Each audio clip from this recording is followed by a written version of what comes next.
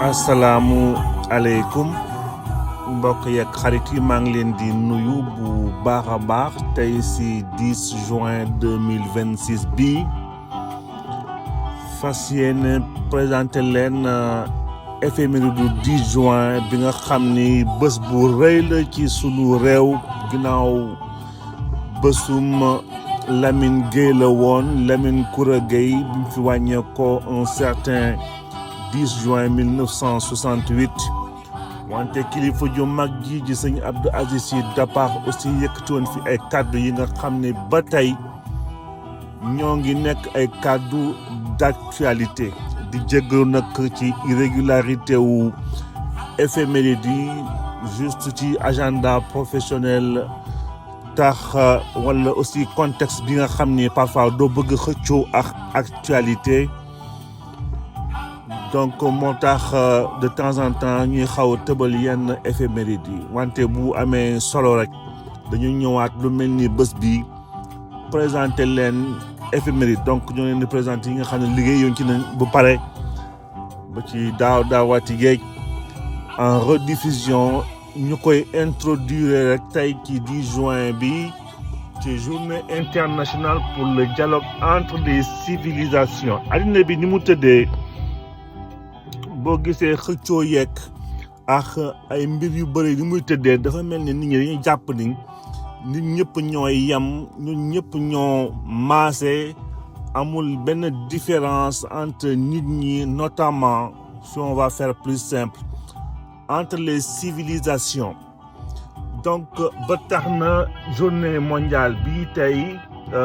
ñu commencé woon ñoo ko créé woon donc depuis le 7 juin 2024 ci lañ ko proclamé woon ci li nga xam ne initiative wu Chine la woon ñu ko parrainé ko lu toll ci nag 80 pays ci sunu réew objectif bi nekk loo nga xam ne mooy dialogue entre les mooy dialogue bi nga xam ne bi askan yi war nañ ko am ci seen biir pour ubbi ay yoon yi nga xam ni mooy yombalal jàmm bi si àddina bi xeex lépp nag li nga xam ni mooy ignorance la ak méfiance ak xénophobie donc nit ki boo ko ràññeewul ci différence bi nga xam ne moom la nekkee moom munoo ko xam ci boppam wante aussi danga ko dul wóolu ba li ci juddu très souvent mooy di ko rejeter mooy indi xénophobie boobu donc ñu ràññee ci rek ay ñetti recette wala ñeenti recette lu mel ni dialogue entre les civilisations yi bu ci ku si ne ràññee boppam ci ni nga tëddee war nañu mën a waxtaan ci sunu biir échanger ci sunu biir fexe ba aussi ñu am benn genre compréhension mutuelle ça ne veut pas non plus dire que nit ñi dañuy dem encore di maase mooy ku ci ne ràññee nga ko ci ni ko yàlla bindee ci lan mooy histoire am ci lan mooy ay caractéristiques am moom aussi mu ràññeeku ci yow respecté la ko jàppee la ko comme yow ni nga mel en soi mu créer benn genre diversité culturelle ci àddina bi te diversité culturelle du leneen lu dul richesse bi nga xam ni bi daf koy indi xel bi dafay dem ci phrase Paul Valéry bi naan enrichissons-nous de nos différences donc loolu lépp bu demee ba taxaw si ñeenti ponk yi di dialogue di compréhension mutuelle ba diversité culturelle à partir de ce moment ñu créer suñu 4e entité mooy une coopération internationale donc coopération internationale mënul nekk lu possible tant que ñeenti mbir yi xawul taxaw ba wér donc coopération internationale mooy njëriñ bi nga xam ne bi war na ci génn dès l'instant que dialogue am na entre les civilisations donc vision ONU bi mi naan il n'y a pas de choc de civilisation il y a un choc d'intérêt et un choc d'ignorance maanaam nit ñi civilisation mënul nekk loo xam ne ay xëccoo la parce que amul sens bu coow amee rek c'est que ñoo ngi xëccoo ay ressources naturelles bu coow amee rek ñoo ngi xeex ci loo xam ne xëy na nit ñi noonu def effort ku ci ne jëm ràññee moromam ci ni mu tëddee ni mu bindee ak li mu bëggal boppam. donc sujet bi ñëpp xam nañ ko ñëpp dañ koy romb di dem am na ñu koy liggéeyee lu mel ni sunu maam yi lépp yi nga xam ni ñoo ngi koy pencoowee ci seeni ay jamono di utiliser ay recettes yooyu ñun ci sunu jamono yi waaye li ci ëpp xam nañ tappale moo ko wund parce que ay dialogue politique sunu réew am na fi mais ñëpp xam nañu toujours li doon yëkkate ñu bëre ci dialogue yooyu soit parce que dañoo sonn ci xeex bi wala uniquement ñoo ngi jéem a naxante ci seen biir wante nekkul loo xam ni consolidation moo leen ci yëkkati ba njëriñ mën a ñëw dellu si ci askan bi notamment ci néew gi doole. donc di introduire tey sunu éphéméride bii ci dialogue journée internationale dialogue entre les civilisations di ko introduire sunu 10 juin bii nga xam ni ñoo ngi koy présenté léegi autour de Lamine Gueye. bonne journée à tout le monde ba ëllëg incha allah.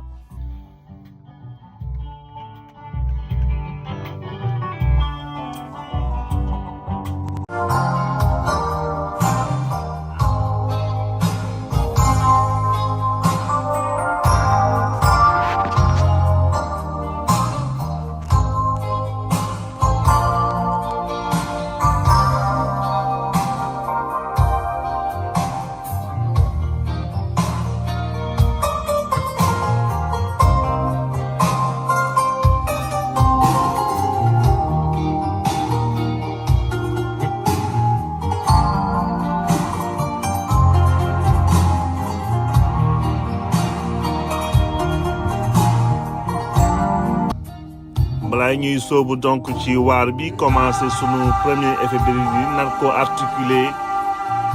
si ñetti date 10 juin nag nekk na ci Sénégal bés bu rëy ci sunu histoire politique ndax xel mi dafay dem ci Lamine Gueye xel mi dem ci Mame Abdou aussi ci ay artu yi nga xam ni artu woon na ko ci jamono bi nga xam ne bii 10 juin bi ci ëllëg si 11 juin sëñ bi artu woon na ko askan bi ci naan àdduna du kër di ko artu ci nit ñi ñuy xool seen taxawaay seen toogaay seen doxalin dinañ ci dëkkaat léegi donc sunu éphéméride yi balaa ñuy ñëw ci kilifa ju mag ji nga xam ni comme li may faral di wax histoire am boo ko seetee ci histoire u Sénégal dina am lu ci manqué lu bëri wante ñu commencé ko ci l'international parce que le 10 juin aussi 1945 États-Unis le recevoir kii di général Dwight Eisenhower ñu gën ko xamee ci Eisenhower tey la ñëwoon recevoir la plus haute distinction soviétique ci l'ordre de la victoire. donc Eisenhower nekkoon un général bi nga xam ne bii li tax ñu koy cité fii mooy stratégie yi nga xam ni ki amoon na ko doon na ko mettre en place en tant que général te ñuy nekk encore di ko jàngale tey comme tey nekkoon ba sam xel bi dem ci yooyu ñu ne rek nañ ko def benn clin d'œil. donc le 10 juin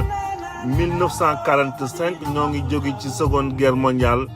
teel la ñu takkaloon mandargaal boobu kii di Eisenhower ñëw ci 10 juin 1968 Sénégal askan bi Afrique parce que aussi nekkoon na ko xam ne ki amoon na taxawaay ci AOF 10 juin bi la ñàkkoon à l'âge de 77 ans kii di Lamine Gueye ancien maire de Dakar de 1945 à 1961 ancien député du Sénégal à l'Assemblée nationale française de 1945 à 1951 ancien sénateur de 1958 à 1959 et premier président de l'Assemblée nationale bu Sénégal de 1960 à 1968 ñu ki ko mujj woon remplacé nag nekkoon Amadou Cissé Dia. war a jeexale ci benn fait de société bi nga xam ne li tax ñu koy tudd rek njàngat bi nga xam ne bi war nañ ko si jàng wante le 10 juin aussi 1989 France qui dit Albert Spatjari ñu xamee woon ko le cerveau du casse du siècle à Nice en 1976 tey la fi wàññeeku woon dinañ ñëwaat dëkkaat ci ay mbiram wax lu tax tey ñu inclure ko ci sunu ay éphémérides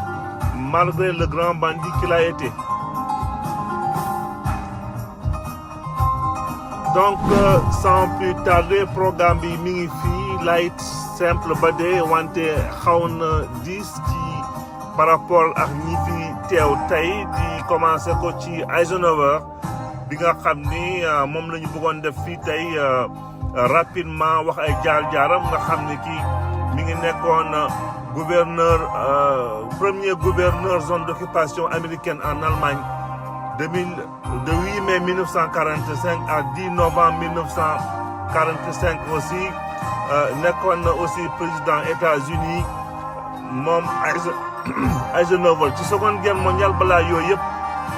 moo commandé woon débarquement de Normandie bi nga xam ni sa stratégie bu efficace moo permettroon les alliés ñëw xeex ak les soldats de Hitler foofu ci Normandie nga xam ni fan yi d'ailleurs lañ doon célébrer débarquement boobu donc ba mu nekkee président boobu donc en tant que chef d'État de l'armée de terre États-Unis de 1945 à 48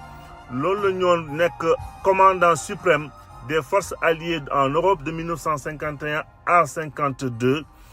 bi mu nekkee président de la République ñëw superviser fii le cessez-le-feu en Corée et mu lancer en même temps la course vers l'espace développer en même temps le réseau des autoroutes inter-États foofu ci États-Unis en tout cas amoon na ay liggéey yu am solo vice-président bi gi 8 ans après pendant 8 ans kii di Richard Nixon moo ñëwoon ñàkkoon ci élection yi parce que Eisenhower c'était connu pour un républicain donc kii nekk président kii candidat droite bi en 1960 di Kennedy moo ñëwoon gagné son vice-président di Richard Nixon donc Nixon par la suite la dikk nekk président États-Unis ba nga xam ne lëkk ci génne woon mooy le scandale de Watergate li tax ñuy ñëw ci Eisenhower ak jàngat yi nga xam ni ñoo ngi ko bëgg génne fii tey parce que ñi di jàng planification ñi di jàng organisation ak planification dañuy jàng ce qu'on appelle le diagramme de Eisenhower diagramme Eisenhower dafa nekk ci ñeenti ponk benn bi de plus important au moins important beneen bi aussi de plus urgent au moins urgent donc lépp li nga xam ne yaa ngi koy def war nga ko dugal ci diagramme bi nga xool li nga xam ne lii est-ce que am na solo jar naa def fekkee jar na def ñu xool est-ce que lii jar a def est-ce que léegi mën na xaarandi wala warta xaarandi donc loolu lépp nekk na loo xam ni moom ngay organiser sa liggéey planifier ko pour que mu gën a efficace moo tax bi mu décidé attaquer directement via débarquement de Normandie boobu en même temps fexe woon na ba nax ñii di nax kii allemand yi ñu yaakaaroon ni xëy na bu doon am débarquement feneen lay nekk moom mu xëy fëlee foofu ci Normandie bett allemand yi ba victoire bi ñu amoon ci ñoom ci débarquement de Normandie boobu donc on parle souvent de diagramme de Eisenhower bi permettre yi nga xam ni da ngay gën a efficace ci sa organisation ak ci sa liggéey. xam ngeen ne kii mbubbum teraanga mu nekk yàlla wékk na ko ci àdduna ak laaxira képp ku fi nekk di kilifa bu l'islam bàyyi nga sa lépp tey ñëw fi ngir moom képp koo xam ne kii yaa ngi fi di kilifa ak àdduna bàyyi nga sa lépp ngir moom gis ngeen nit ñi kii du lu ñu leen di nettali yéene ko gisal seen bët xam ngeen ne ñi fi daje du kenn ku ci nekk la mi jox na la mandat wala mu jën dërëm bi gën a tuuti jox la ko ñu ngi leen jënde ci ngor ak l'islam ak jikko yu rafet ak yaa dënn ak muñ war na nekk tey waar ak bind bu bees la ci ñun ñëpp war nañu delloo suñu xel ci yàlla te xam ne lu fi waay nekk war nga fa jéem di def lu baax ndax soo fi jógee ëllëg nga am taxawaay bu rafet. ñun ñëpp war nañu dellu suñu xel ci yàlla te xam ne lu fi waay nekk war nga fa jéem di def lu baax ndax soo fi jógee ëllëg nga am taxawaay bu rafet. bu ko deful it fii rek nga jëm amul kekki. ayna man saadu wa shaadu wa banaw halaka alkullu falam tughni alqulan. ayna aadun ayna firawnu wa man malaka al arda wa walla wa azal. ñooñu ñëpp dañ daan fal ak di folle dem nañu tey Lamine a ngi nii dégg na président ci lu nekk ana mu tey ayna huwa al ana. jubóole nag seen i mbokk te doole ji leen yàlla dénk ngeen di ci def lu baax bu leen ko xeex doole du xeex. doole des te yërëm waxatuma la ak doole yàlla te man zalama ibadallah.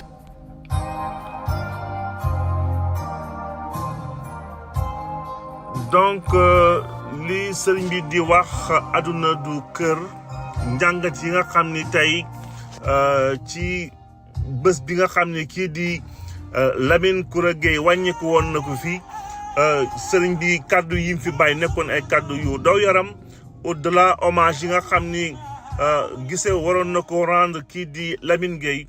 doon ñaax askan bi tamit ñu góorgóorlu xam ni àddina loo xam ni c'est un passage bi lay permettre bi nga xam ni moo lay permettre nga préparer wu à la vie d'après à l'au-delà surtout pour ñi nga xam ni gëm nañ ko. donc loolu lañ doon wax ci côté boobu bëggoon na def benn aparté bu ndaw ci kii di Lamine Gueye ñëw si ay jaar-jaaram. donc déjà il est né en 1891 foofu ci Médine ci on parle de Soudan français pour ne pas dire au Mali. bëggoon na ñëw résumer ay ndombal tànkam rapidement parce que nekkoon na sous-secrétaire d'État à la présidence du Conseil de 46 à 47 donc 16 décembre 46 à 22 janvier 1947 donc président conseil bu ci jamono boobu nekkoon kii di Léon Blum. Député français de 6 novembre 1945 ba ci 3 juillet ba ñu élire ko le 21 octobre 45 réélire ko le 2 juin 1946 ak le 10 novembre 46 ci circonscription Sénégal ci assemblée constituante bi. Par la suite sénateur français de 8 juin 1958 ba 26 avril 1959 élection bi mi ngi amoon le 8 juin 1958 maire de Dakar de 1er juillet 45 ba 29 août 1961 élection yi nga amoon le 1er juillet ki ko nekkoon prédécesseur di woon Alfred Gou président Assemblée nationale bu Sénégal pendant 8 ans de 1960 à 1968 ki ko fa wuutu woon di Amadou Cissé Dia. kilifa ji nag par rapport ci ay jaar-jaaram wax nañu jaar-jaar yi nga xam ne amoon na comme il était d'origine aussi saint-louisienne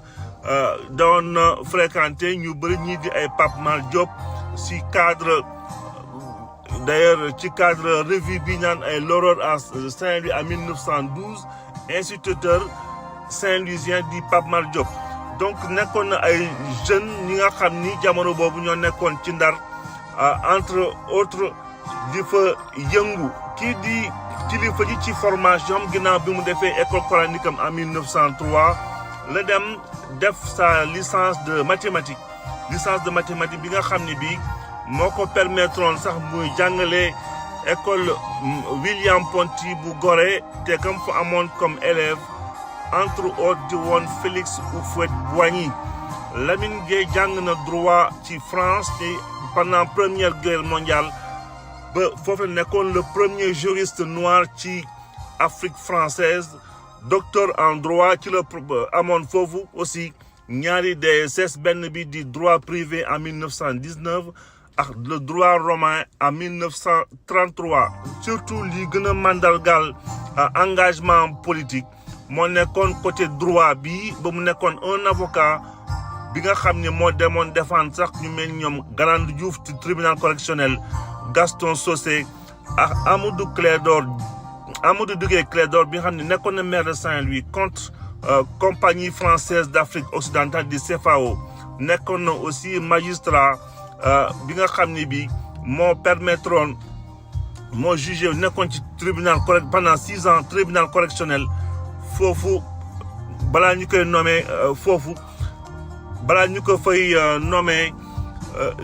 foofu magistrature bi nga xam ne en 1940 bàyyi woon na ko pour nekk avocat ñibbi ci Sénégal donc en tant qu'avocat ñoo ngi wax doon défendre nekk na foofu pour défendre municipalité Dakar Saint-Louis ak yeneen visage yi nga xam ne dañoo assigné woon en justice par CFAO bi 1945 ci la amoon acquittement ci tirailleurs yi nga xam ni injustement accusé ci massacre de Thiaroye donc nekkoon aussi surtout koo xam ni il était engagé au niveau politique fan yi li ñoo doon wax jàppale bi nga xam ni doon na ko jàppale ci ay loi yi nga xam ni amoon na ko on parle de loi Lamine Gueye yi nga xam ni moo permettroon d'ailleurs ñu déjà que jigéen ñi mën a voter dans les 4 communes mais aussi quand on parle des lois Lamine Gueye moo permettroon quelque part ñu amoon citoyenneté française dans les colonies d'outre-mer donc jaar-jaaram yi ci politique bëri nañu adhésion SFIO en 1922 ba 1923 donc maire de Saint-Louis 1924 donc de SFIO bëri woon na nag ay jaar-jaar au niveau politique parce que ak seen ay dem ak dikk entre autres ak Lamine kii di Senghor mujjee woon fusionné seen ñaari parti du mouvement socialiste africain ak UPS ñu mujjee woon fusionné entre autres Lamine Gueye foofu la nekkoon directeur politique bu UPS dugg ci hémicycle comme député UPS assemblée constituante par la suite kii di Lamine Gueye noonu la ñëwee nekk président bu assemblée nationale bu Sénégal indépendant donc 1962 tension yi amoon entre kii di Mamadou Dia ak Senghor moo ko gënoon aussi propulsé parce que bi gendarmerie demee bloqué député yi foofu pour ñu dugg ci assemblée nationale bi nga xam ni bi dañoo waroon voter leur motion de censure pour daaneel gouvernement Mamadou Dia kër Lamine Gueye li ñu mujj woon dem def seen vote pour daaneel gouvernement bi par la suite mbir yi noonu la événement yi enchaîné woo contre kii di Mamadou Dia ak liñ ci xam lépp donc nekk na koo xam ni ki amoon na engagement bu bëri en tant qu'avocat parce que défendre ay causes yu bëri ci ay causes féminines ay causes civiques plutôt de manière générale tey Sénégal aussi bàyyi woon na fi benn woy bu rafet amoon na diggante bu neex digganteem ak kilifa yi ba ci Maam Abdou hommage bi nga xam ni defoon na ko fii ba muy génn àddina 10 juin pour 10 juin ñu ñëw ci kaw Albert Spaggiari moo nekkoon ki nga xam ni moo nekkoon le cerveau du casse du siècle en 1976 li ñu war a comprendre ci benn banque Société Générale bi nekkoon Nice kii di Albert Spaggiari demoon ba fexe ba am plan wu banque bi pendant ay semaines nekk di gas ci suuf pour dem accéder ci coffre yi bi ñu demee ba def ko nag ak ay seen ay xarit nekk un groupe de bandits dem saccager coffre yi sans comme on dit sans haine ou sans violence jël alal jëfa nekkoon dem seen yoon ba finalement mujjee woon pour résumer mujjee woon nañ leen jàpp ba ñuy jàpp kii di Albert Spaggiari di tax ñu koy fii cité tey du faire l'éloge de son côté bandit ou banditisme wante génn ci benn aspect ci moom on parle de la classe aussi Albert Spaggiari amoon na ay origine italienne kii di Italie parle de la classe mooy li nga xam ni nit ki nu àddina bi mënee tëddee rek am na loo xam ne war na daw ci sa yaram war nga ko bañ ci sa yaram donc c'est ça qu'on parle de classe parce que classe bi ñuy wax mooy kii di Albert Spaggiari bi mu nekkee ci bureau de juge bi ndax juge bi ba tëb ci fenêtre bi amoon ay copains doon ko xaar ci suuf pour que mu mënoon a évadé wu ba mu génnee ci bureau bi dal ci benn oto ci suuf xaw nooxal oto ba li avocat bi di raconter dans son récit mu ne Albert Spaggiari bi mu demee ba daw dem na ba fexe ba gisaat borom oto bi nga xam ni bi moom la yàqaloon capot oto bi ci kaw malgré situation yi mu nekkoon tension yi mu nekkoon pression bu ma amoon et tout fexe na ba moom gis ki nga xam ne moom moomoon oto bi nga xam ne moo nooxaloon plaf kii bi capot bi ba pour mën ko rembourser xaalisam. Donc là on parle souvent de classe parce que voilà ci nekk dans une situation compliquée waroon na tal leneen mais bëggul woon aussi kii moom dans son banditisme mu si engagé ñoo xam ni xëy na seen yoon nekku ci. Donc on parle souvent de classe dans la vie nekk na loo xam ne c'est un art de vie bi nga xam ni bëggoon nañ ko partager ak yéen tey nit ki war a am toujours li nga xam ni mooy daw yaramam. Donc di résumé nii tey sunu 10 juin bi particulièrement ci disparition wu kii di Lamine Gueye à l'âge de 77 ans di leen souhaiter une excellente semaine yi jëm ci waar bi. Tous mes encouragements ak toutes mes ondes positives. Inch'Allah, bonne semaine à tous.